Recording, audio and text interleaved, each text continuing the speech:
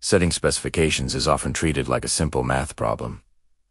Calculate the data, set the limits, and move on. But in reality, this approach often creates more risk, not less, especially as programs move forward. Many teams believe that specifications should be driven mainly by analytical data distributions. If the data looks tight, then the limits should be tight too. But data alone is never enough to define an appropriate specification.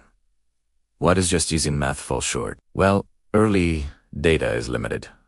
The processes are still evolving, and the analytical methods are constantly improving. Basing long-term limits on short-term behavior assumes a level of stability that simply doesn't exist yet. So, what do specifications really represent? They represent a commitment. They define what material is acceptable, what is not, and how quality risk will be managed over time. Once they are set, they influence release decisions, investigations, and regulatory interactions for the life of the product. Good specifications are always set with the full life cycle in mind. That means thinking about discovery, early clinical development, the late stage, and eventually, commercial supply. Limits that work well early on might not be appropriate later, and the reverse is also true. Proper specification setting should consider much more than just analytical data. We need to think about clinical relevance, safety margins, process capability, and analytical variability. And,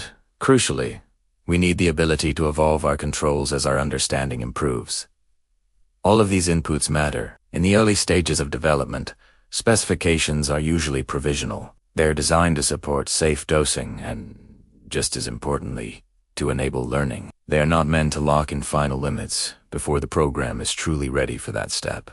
Setting overly tight specifications early in development creates problems that are completely avoidable. It increases the rate of batch failures. It triggers investigations that often add very little insight, and ultimately, it slows programs down without actually improving patient safety. As programs mature, the expectations change. Specifications must then reflect a deep process understanding, robust analytical methods, and consistent performance. At these stages, limits become tools for control, not for exploration. It's also important to remember that specifications don't stand alone. They are part of a broader control strategy. This includes process controls, in-process testing, trend monitoring, and change management. Specifications are just one element of the system, not the entire system itself. From a regulatory perspective, what agencies look for is logic. They want to understand why specific limits were chosen, how risks are being managed, and how controls will evolve as the product and process mature. A clear rationale almost always matters more than having narrow limits. So what really raises a red flag for regulators? It's not wide specifications.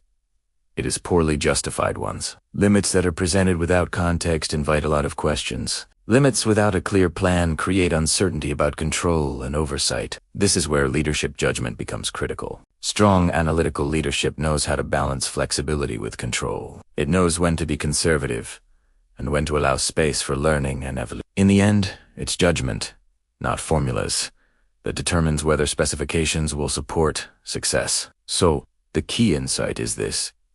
Setting specifications is not a math problem. It is a risk management decision. It's a decision that is informed by data, guided by science, and shaped by experienced judgment across the entire product lifecycle. In this first set of videos, we've covered how analytics evolves from discovery through early development. In future episodes, we'll go deeper into comparability, late-stage analytics, inspection readiness, and real-world failure modes that teams encounter in practice. Thanks for watching, and I'll see you in the next video.